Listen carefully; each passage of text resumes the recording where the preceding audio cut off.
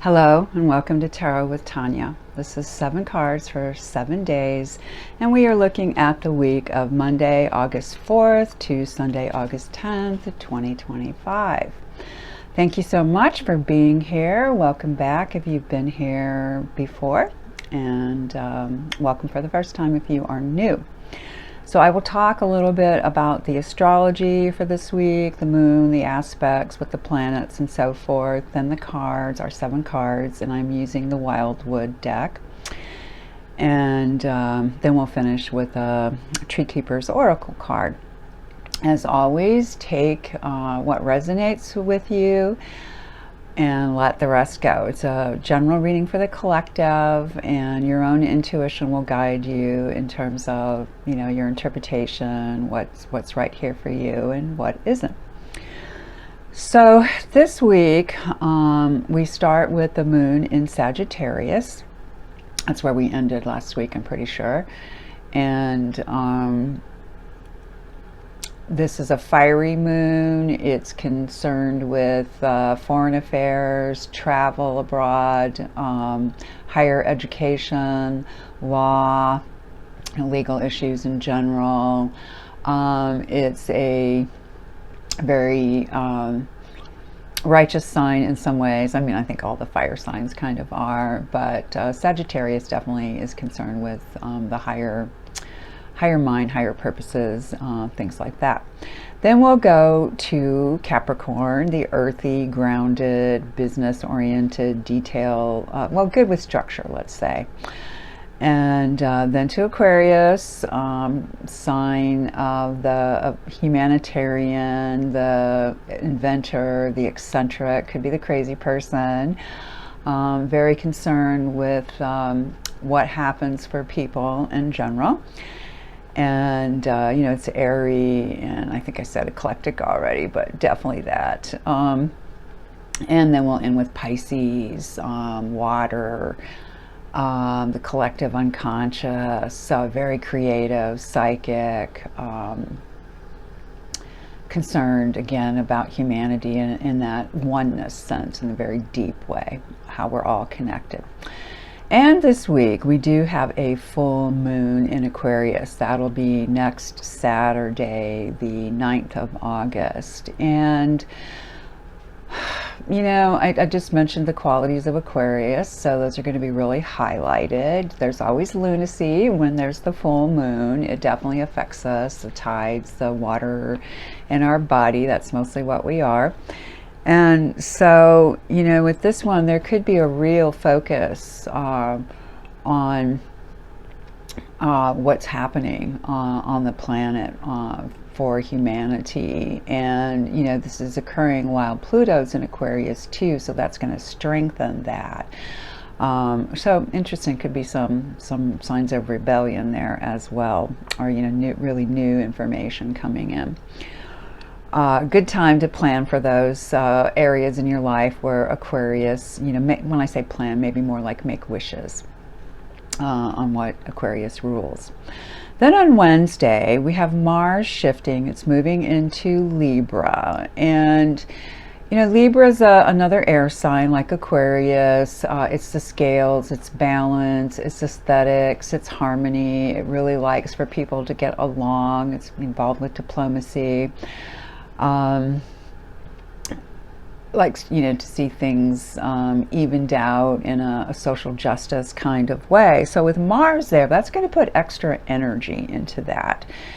And, you know, Mars is a lot of strength and can be hasty, can be angry. It is the warrior energy, but it will be mellowed out somewhat in Libra and giving energy to those areas I mentioned that Libra rules. On Friday, then we're going to have that same Mars trining Uranus. So a trine is a wonderful, easy flow, There isn't tension in that. On the other hand, we do have Mars again opposing Saturn, and that's all kinds of full of tension. That can be balancing in a way too. Oppositions seem less difficult to me than squares. Those are the hardest. So we could have, from this Mars trine Uranus, a very kind of high electric energy. That would be the Uranus ruling Aquarius and the Mars with the energy. We might feel very independent, very determined, like taking risks, make daring decisions. At the same time, we could be accident prone, we could be confronted by an angry person, and this is where you're getting into that Mars-Saturn opposition. We might feel our inner insecurities, even a fear of success, and, you know, watch out for dictatorial people. I find that all very interesting. On Saturday, then the next day, the 9th, that's that full moon in Aquarius, as I mentioned, and then Mars is so busy this week, so, you know, try to be mellow. It could be an intense week because of all that Mars energy. This time it's going to oppose Neptune, and it makes sense because Saturn and Neptune are both in Aries, and with Mars in Libra, that's the opposite sign.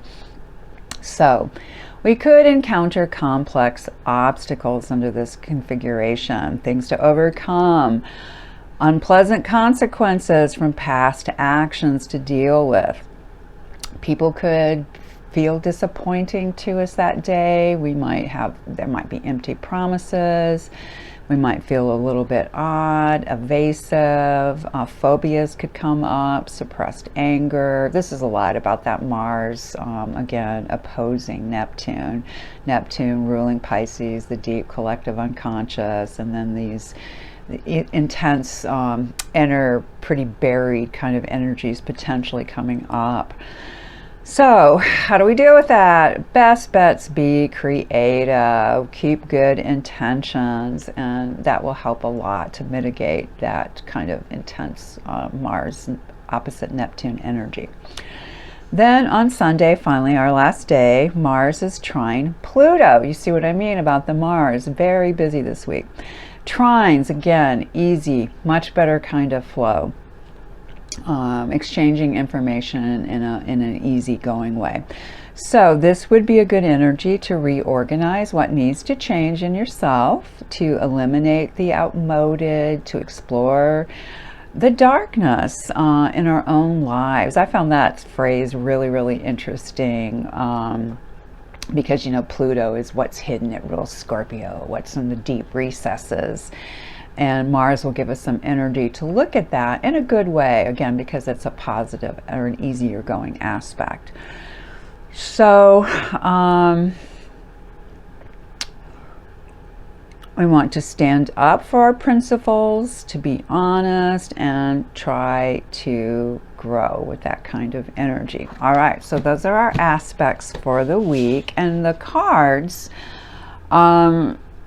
just like last week, we have 3 majors again, and this time there's more, well, we didn't get all the elements, but we got 3 of the elements here, and I'll talk about those as we go. We start and we end with a 3 this week.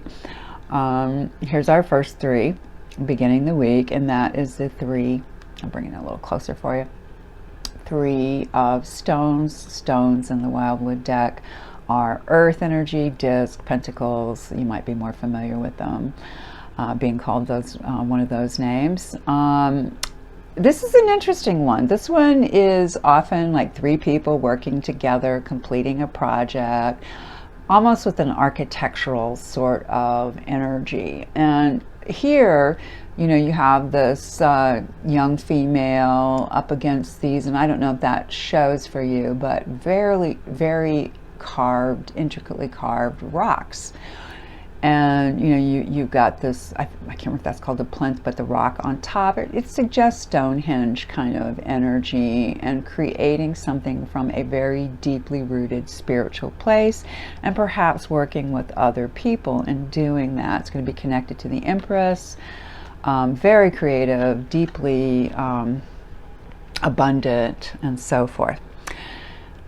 The next day we get that first major, and this is essentially the Tower. Here it is called the Blasted Oak, oak being we would assume a very large oak at this place, or in this picture rather, and that our person has been knocked off by a bolt of lightning.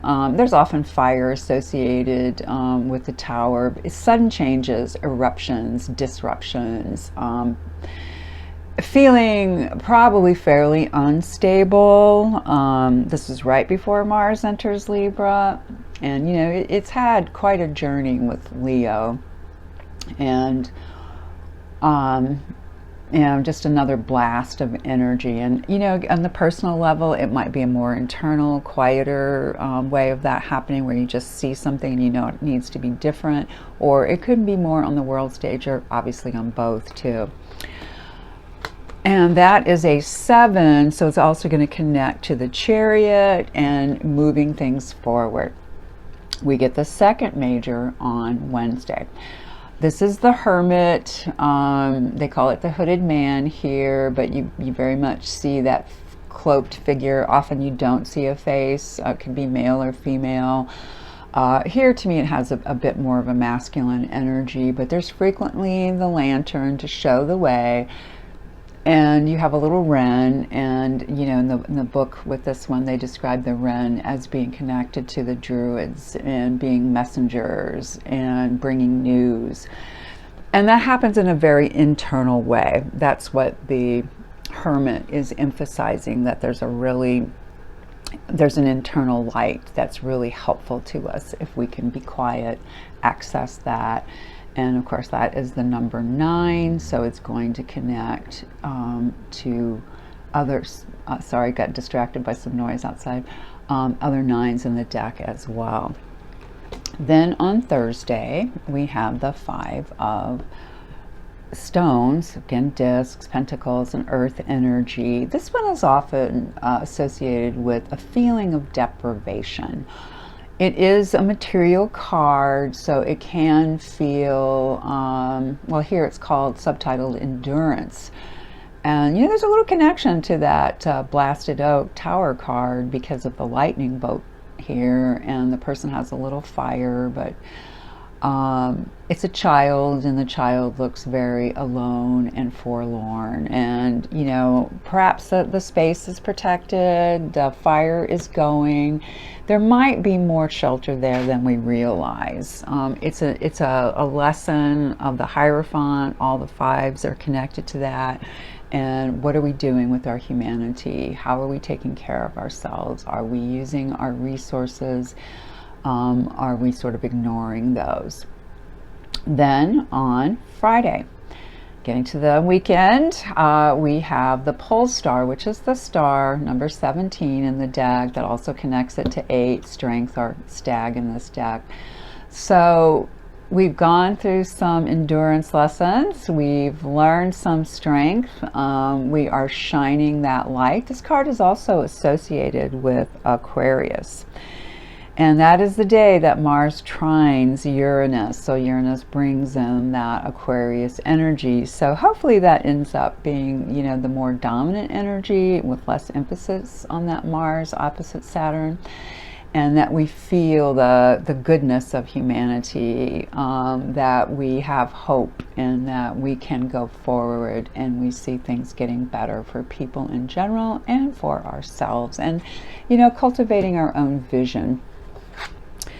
Then on Saturday, we have the 5 of Bows. So this is our second 5, second card connected to the Hierophant and Human Lessons. And this one is subtitled Empowerment. So it's going to be about the fire energy. The bows in this deck are like wands. What else do they tend to call them? I can't think of another name, but anyway, no, it's the fire element. And sometimes this one's about standing up for yourself, being in an argument with other people, not necessarily coming to blows or something like that, but energetically involved and standing up for your principles. So that really kind of strikes me as a day to do that. If you feel insecure about it, just go back to your principles and reconnect, and that should help give you some peace. And as I mentioned, we end with a 3. So this is our Sunday card, and it's an absolutely lovely card. We have the 3 of vessels or cups in this deck. So this is the first time we've had the water energy come in. So we started with earth, we had our majors, we went to earth, we had some fire, and now we're ending with water. So as again, as I mentioned before, it's going to be connected to the Empress. This is very joyful. It could be 3 women or 3 feminine spirits getting together. It's very creative. It's happy. It's flowing. It's easygoing. So again, a nice day to end the week. That's Sunday. And in general, we have 3 majors. So 3 is our strongest number this week.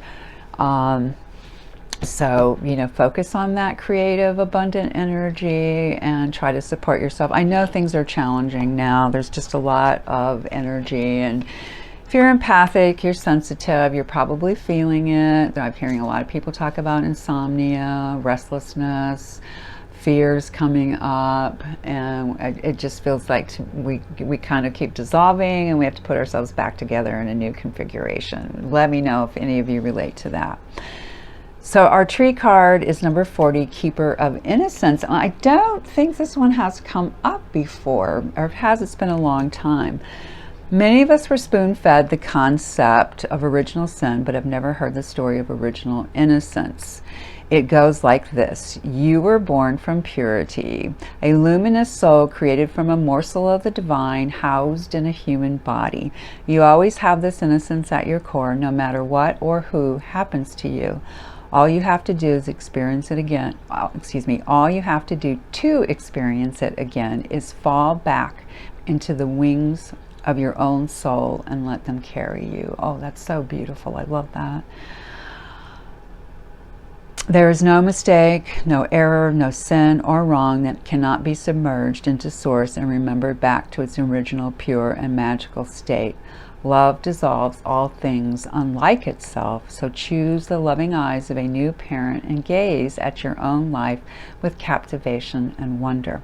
Now is the time to connect with the innocent, whole, breathtaking soul you were born with. So, you know, I hadn't even read that before we started, but I really feel that fits the astrology and the cards, as it always somehow seems to do.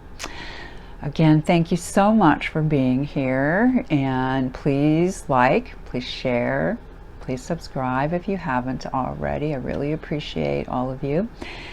And let me know if I can help you, reach out, and otherwise I am wishing you the best possible 7 days, and I'll see you again in another 7 days.